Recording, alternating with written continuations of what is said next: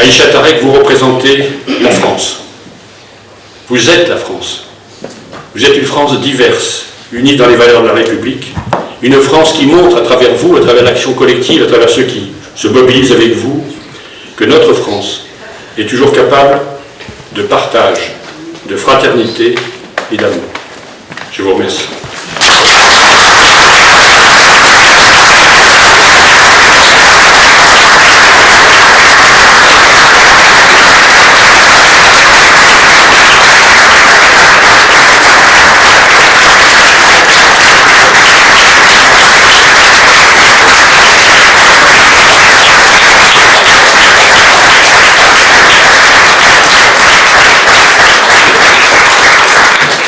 Aïcha Tarek, au nom du président de la République et en vertu des pouvoirs qui nous sont conférés, nous vous faisons chevalier de la Légion d'honneur.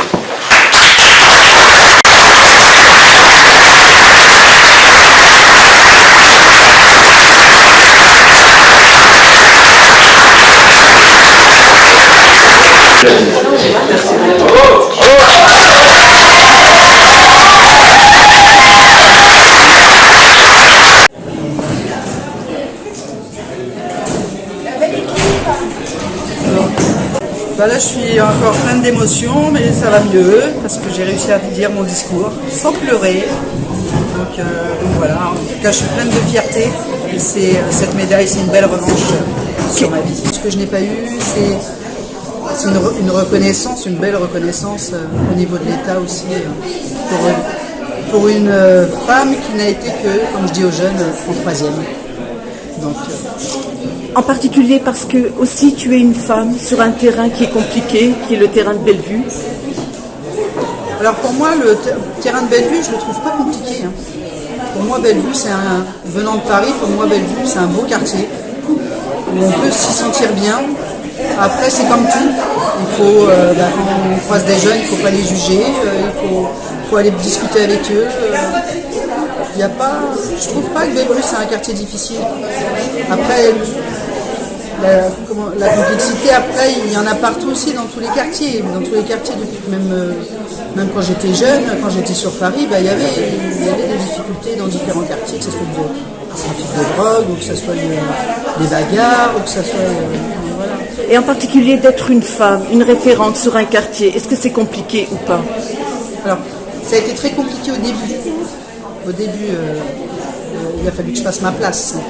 Donc, parce que dans le milieu associatif aussi, c'est très compliqué. Donc il a fallu justement que je monte des projets, que je fasse bien ma place, et que je montre aussi que je suis crédible. Cette crédibilité, j'y tiens. Donc c'est moi. Alors, les autres projets, on dit de toi que tu es une femme avec moult projets. Le prochain, c'est quoi, après ce jeu de laïcité? Déjà, donc il y a eu déjà 21 jeux, mais le prochain, je pense que ça va être sur les grandes femmes de ce monde et sur l'égalité filles-garçons. Donc en lien aussi, peut-être aussi, avec Simone Veil. C'est ça. Avec Simone Veil. D'ailleurs, où j'ai été très touchée avec ce qui s'est passé par l'actualité.